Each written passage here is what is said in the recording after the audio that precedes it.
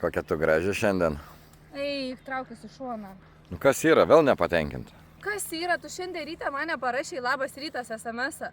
Tai aš tau pasakiau žodžiu, labas rytas, atsikėlęs.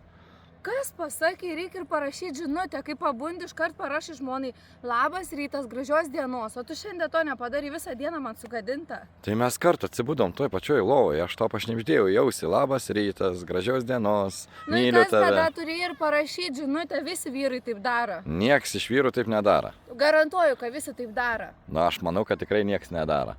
Tu man būtum parašęs labas rytas, aš būčiau atrašęs labas rytas. Nu, bet koks tikslas, aš tau pasakiau tiesiai jausi. Toks ir tikslas, kad daugiau visą dieną galim susirašinėti, aš tada žinau, kur tu būni, ką tu veiki. Nu, tarkim, aš būčiau tau parašęs labas rytas. Na, Tai ir tu ką? man atrašai atgal, aš tada vėl rašau, kada aš išeinu iš namų, tu man irgi parašai. Tai mes O dabar- kartu abudu einam. Tai va, sugadinai man visą dieną. Va, pažiūrėk, dabar pristoja kažkokia vapsva, per tave čia viskas. Vėl aš kalts, eina savo.